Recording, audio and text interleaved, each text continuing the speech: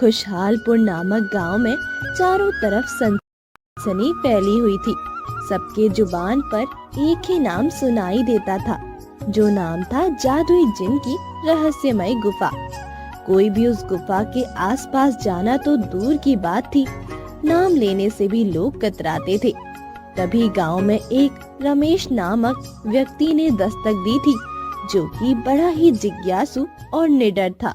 मैंने सुना है गांव में एक व्यक्ति आया है जिसे किसी से डर नहीं लगता। हाँ, मैंने भी सुना है, शायद उसका नाम रमेश है। गांव के सभी लोग का कहना है कि वो बड़ा ही जिज्ञासु और निडर भी है। अरे भला वह ऐसा क्यों होना? आखिरकार उसके पिताजी तो बड़े ही जिज्ञासु थे, तो ये भी उन्हीं की तरह निडर और जिज्ञासु है। आखिरकार ये भी तो उन्हीं का पुत्र है, जैसे पिता होंगे वैसे ही तो पुत्र होगा। इसके पिता कौन है?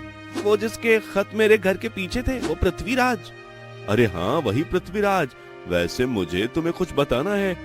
क्या बताना है? मुझे बताओ।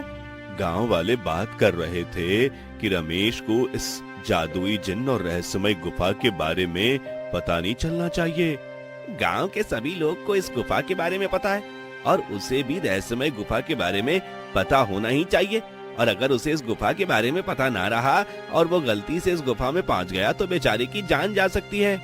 अरे वो गलती से उस गुफा में पहुंचेगा तो बात अलग है, लेकिन अगर उसे गुफा के बारे में पता चला तो वह जानबूझकर गुफा में चला जाएगा और पता लगाएगा कि आखिरकार इस तरह में गुफा में क्या है। इसलिए उसे कुछ मत बताना। क्या? अगर उसे गुफा के बारे में पता चलेगा तो वो जानबूझकर उस खतरनाक गुफा में जाने की कोशिश करेगा? लगता है वो बड़ा बहुत पागल है। तभी वहाँ से रमेश गुजर रहा होता है। वो राजेश और रामू की सारी बातें सुन लेता है और खुद में बड़बड़ाने लगता है। अच्छा, तो ये बात है। अब तो मैं इस रहस्यमय गुफा का रहस्य पता लगा कर रहूंगा। आखिरकार मुझे पता तो चले इस गुफा में असली रहस्य क्या है और ये जादुई जिन्न कौन है। जैसे ही रात होती है, सभी लोग अपने अपने घरों में जाकर सो जाते हैं। चारों तरफ सन्नाटा छा जाता है, ठंडी हवाएं चलने लगती है। इसी बीच रमेश अपने हाथों में एक मशाल लेकर रहस्यमय गुफा का पता लगाने निकल पड़ता है। रमेश जैसे जैसे आगे बढ़ रहा था, ठंडी ठंडी हवाएं रमेश की ओर आ रही थी। चारों तरफ शांति थी। शायद ये शांति तूफान के पहले वाली शांति थी, जिस तूफान से रमेश अनजान और निडर होकर आगे बढ़ रहा था। कुछ दूर जाने के बाद पता नहीं ये रहस्यमय गुफा आखिरकार है कहाँ। अगर गांव वालों से पूछता तो वो मुझे कभी यहाँ नहीं आने देते। अब मैं कैसे पता लगाऊं कि ये कैसी गुफा है और ये रहस्यमय गुफा किस दिशा की ओर है। रमेश खुद से बड़बड़ा रहा होता है। तभी उसकी नजर पश्चिम दिशा की ओर टांगे कार्डबोर्ड पर लिखे अक्षरों की ओर जाती है। रमेश उन्हें पढ़ने लगता है। यहाँ जाना मना है। ये कैसा बोर्ड टंगा है? लगता है गांव वालों ने जानबूझकर यहाँ टांगा है ताकि कोई भी यहाँ गलती से चला ना जाए। इसका मतलब इसी तरफ आगे बढ़ने से मुझे रहस्यमय गुफा का पता चलेगा।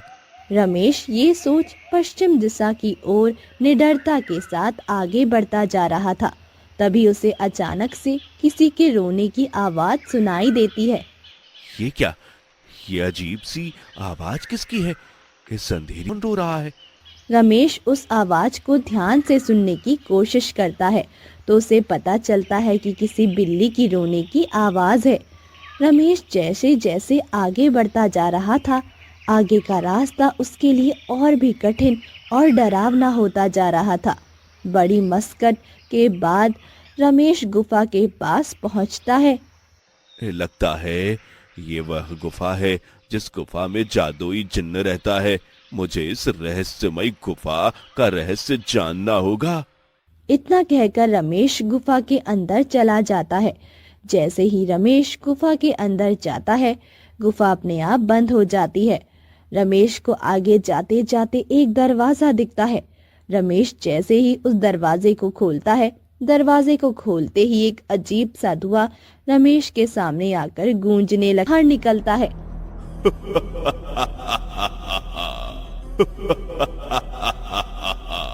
जिन को देखकर और उसकी आवाज सुन रमेश बहुत डर जाता है, लेकिन फिर भी वो निडरों की तरह जिन से सवाल करता है।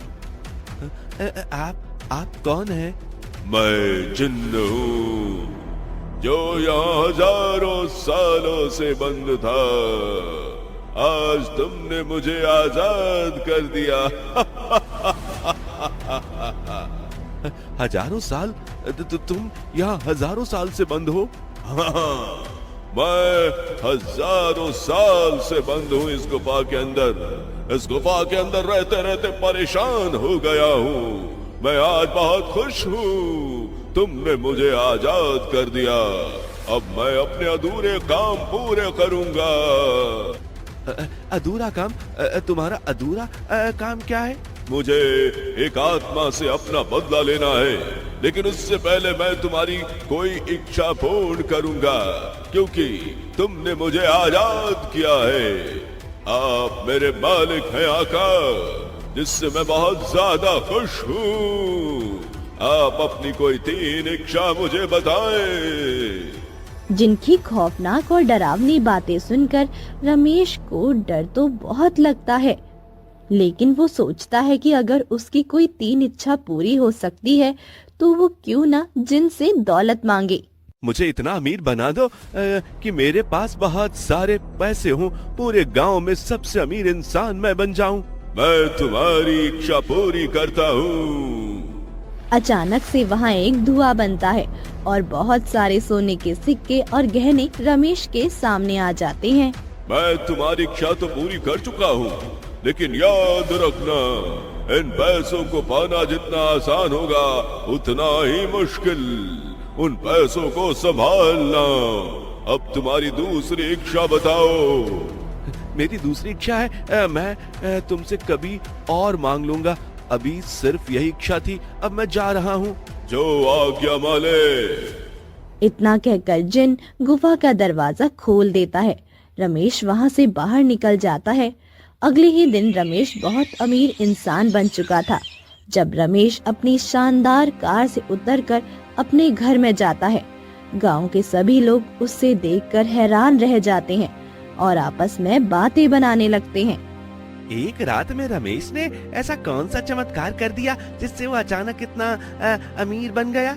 अरे कोई चमत्कार नहीं हुआ, जरूर इस रमेश ने कुछ गलत काम करके इतने सारे पैसे कमाए हैं, वरना एक रात में ऐसा कौन सा चमत्कार हो जाएगा जो आज तक हमारे साथ कभी नहीं हुआ और इसके साथ हो गया।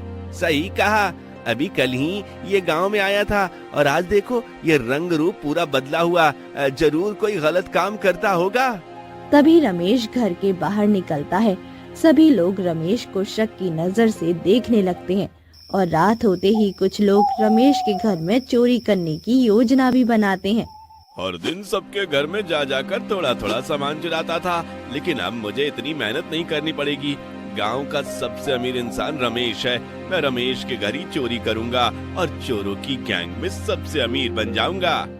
रमेश कल की बात सुनता है। अब रमेश पूरी रात नहीं सो पाता है और हर रात रमेश को एक ही डर सताने लगता है कि कोई उसके घर में जाकर उसके सारे गहने न चुरा ले। जैसे तैसे करके सुबह में रमेश को थोड़ी नींद आती है। छोड़ दो, मुझे मत मारो। छोड़ दो, मुझे मत मारो। रमेश तुरंत उठकर अपने बिस्तर पर बैठ जाता है। उसे पता चलता है कि वो एक सपना था। अब इसी तरीके से सपने में रमेश को हमेशा आने लगे थे, जो रमेश को रातों में सोने नहीं दिया करते थे। रमेश की अब नींद ही उड़ गई थी। उसे डर लगता रहता कि कोई इस दौलत के चक्कर में उसे मार ना दे। हे भगवान, अब तो मैं ना रात को सो पाता हूँ, ना सुबह में घर को छोड़कर कहीं बाहर घूमने जा पाता हूँ। इस बंद कमरे में तो दम घुटने लगा है और मुझे डर लगा रहता है कोई मुझे आकर मार ना दे। इन दौलत के चक्कर में मैं अपनी जान ना खो दूं। अब इन सबसे छुटकारा पाने का एक ही रास्ता है, मैं जाकर उस जिन्न से अपनी दूसरी इच्छा मांग लेता हूँ। रमेश उस जिन के पास जाता है और एक ऐसी इच्छा मांगता है जिससे वो और भी ज्यादा परेशान हो जाता है। सभी गांव के लोग उससे दूर भागने लगते हैं। तो देखना होगा काफी दिलचस्प कि रमेश की वो दूसरी इच्छा क्या थी।